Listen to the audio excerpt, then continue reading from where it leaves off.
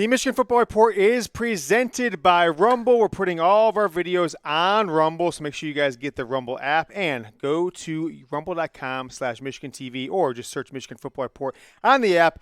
Go ahead and follow the channel. Some people say, James, you didn't do a ton of videos in March and April. Maybe they were all on Rumble, and you should have listened to me back when I told you about Rumble in early March. If there were videos that I put out there, not on YouTube, I made them all private, so you missed out. But go follow us. Link is down in the comments and in the description. All right, game time for the show. Got to spice it up. It's the middle of May. Nothing's going on in Michigan football, all right? We're scratching and clawing for any stories that come out of this program. So we're going to play a little game here. $25, I'll Venmo the person who comments how many times I say meow. That's one. Two, meow, two in this video so far. So how many times, we're at 2 so far, will I say meow throughout the video? Comment it, watch this video, watch it on 2x speed if you have to, and comment how many times I said, just say 25 times you said meow. Make sure you say that down. Was that 4 now? Four meows? That's 5 now. Okay, 5. Cool. All right, let's get into the show. We've got another YouTube and I think maybe a little Facebook mailbag here on the Michigan Football Report by Chat Sports. Now, let's get to the first question from Nick Kroyman. He says, any rumors of a night game this year? Now, that's a pretty good question. And another question comes in from Jalen Isom. It's a very similar question, so we're going to kind of bucket those together. He says, how many Under the Lights games do you think Michigan will have this season, and which games do you see being under the lights? All right, well, let's take a glance at Michigan's schedule to kind of set the table for what I think are pretty clear night games for this program based on what we've seen over the last few years and where the TV contracts and the networks are wanting Michigan to be as a program when it comes to their game times. September 3rd, Colorado State is the opener. Then you've got Hawaii. Then you've got UConn. One of the weaker out-of-conference schedules I can ever remember Michigan having in the history of the program, at least the last 30-plus years.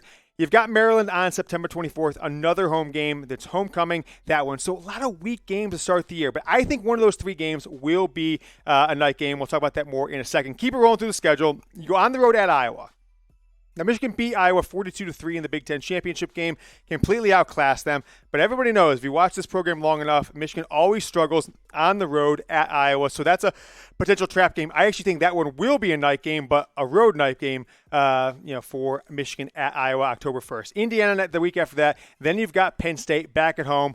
A week break. Michigan State is back in the big house. I know people were asking questions, even if the season ended, say, hey, why are we going to Michigan State again? Because the whole 2020 switch up, Michigan State back as being a home game, so Michigan won't go on the road to East Lansing for 2 straight years. October 22nd is the bye. Get into November, and it's Rutgers on the road, all right? Nebraska. That's a possibility, but Michigan's typically avoided November night games, right? They had one. I think the only one they've ever had in his program history was during the COVID-19 season of 2020 when they played Wisconsin at home. Night game got absolutely waxed. Then Illinois, I doubt that one will be a night game either the week before Ohio State. Guessing that'll be a 3:30 or a noon. Then you go at Ohio State. So here's what I'm thinking. Here's what my gut tells me, a little bit of inside info, is that Michigan fans should expect going forward that there will be 2 night games per year, basically in perpetuity, right? Fox is going to want one. ESPN/ABC is going to want one. And that's just how it's going to be, right? Remember back in 2019 even, people were like Middle Tennessee State as a night game, right? That's just how it's going to be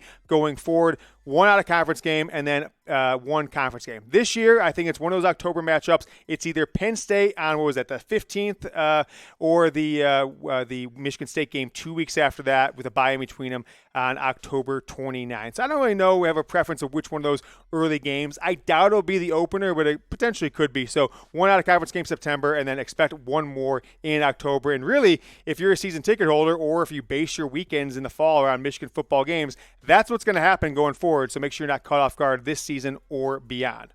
I don't know from you guys, which do you prefer as a Michigan football fan? Just go down in the comments and type day or night. Let me know which team you were on. The day team, boomers. Oh, you sit on your hands, you old fogey. Who said that? Or the guys like me who like to get a couple drinks in them during the day, go to a night game, get rowdy, and then see where the night takes them after that. I'm a night guy. Go ahead and type day or night.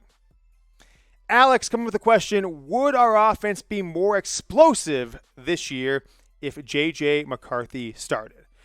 Well, yeah, I mean, let's be kind of clear here, Alex. I think anyone who watches this team, watches this program would say absolutely it would be more explosive. But would it be better? Right? I think that is to be determined. Go ahead and toss that on the screen there, Pearson. There you go. Would it be better? I think it's to be determined until we see J.J. McCarthy play more than 2 series in a single game with the first team offense in a tight game against a good defense. I mean, the last time we've seen J.J. McCarthy take true, I think, real snaps in a game that was still, hanging the balance, he fumbled on 2 straight drives against Michigan State and potentially could have cost him the game. Then he had a couple errors against Penn State as well. So I think J.J. McCarthy certainly would make him more explosive. He makes throws. He makes plays with his feet, and even scrambling and throwing off balance into the end zone that certainly Cade McNamara can't make. But it's definitely to be determined whether or not this offense would be better with J.J. McCarthy as the full-time Michigan football starting quarterback. I mentioned at the top of the show, we're putting all of our videos on Rumble. It's rumble.com/MichiganTV. I really encourage you guys to get the Rumble app because what many of you have asked for years, James, put this on podcast. James, make this audio only. I don't always want to watch it on YouTube. That's one of the benefits of watching on Rumble. You can download the Rumble app. It's video form if you want to watch it, but if you minimize the app and go to another, go over to Twitter, go check your email, or even heck, put your phone in your pocket, put your AirPods in, you can still listen to audio only for free on Rumble of this show, rumble.com/MichiganTV. Get over there, follow the show, start watching on there, watch in the background, let me know what you think of the Rumble product, either here in the comments or over there, but I think you're really going to enjoy it if you want to listen in the background instead of always watching here on YouTube.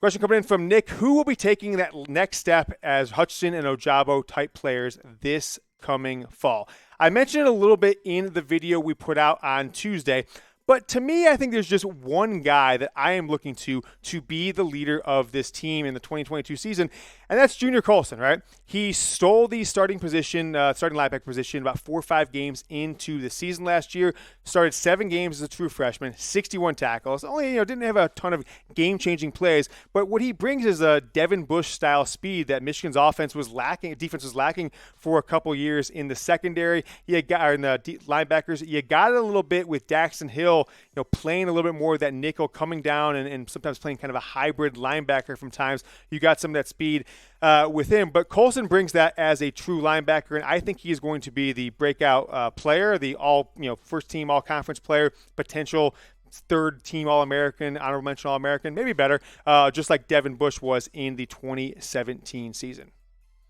Let me ask you guys this question. Put me at 11, right? That's my answer, is 11. But on a scale of 1 to 10, how excited are you for this 2022 Michigan football season? You're coming off a college football playoff. Jim Harbaugh didn't get the Vikings job or didn't take it, whatever side of the argument you believe. You won the Big Ten. You beat Ohio State. You've got an offense loaded with playmakers and great offensive linemen and tight ends like Eric All, Luke Schoonmaker. I'm pretty excited for it. And I think most Michigan fans expect at worst one loss going into Columbus the final Saturday in November. So I'm putting me at 11. I know it's kind of tough to get excited right now because there's not a ton going on around this program. But let me know in the comments. Just comment 1 through 10, the number of excitement level you are for this 2022 Michigan football season. A question coming in. I'm not sure if this is a verified account or a non-verified account, but coming in from Drunken Sam Webb, he says, James, I want to apologize to Michigan fans for trying to get football canceled in 2020. Love the show, James. I'm guessing this isn't the real guy, but nevertheless, I don't know if you saw some kerfluffle on Twitter last week or a week prior to that, is people were posting clips of Sam Webb from his radio show in summer and fall of 2020, WTKA, I guess it's called. He's also a recruiting, blog boy.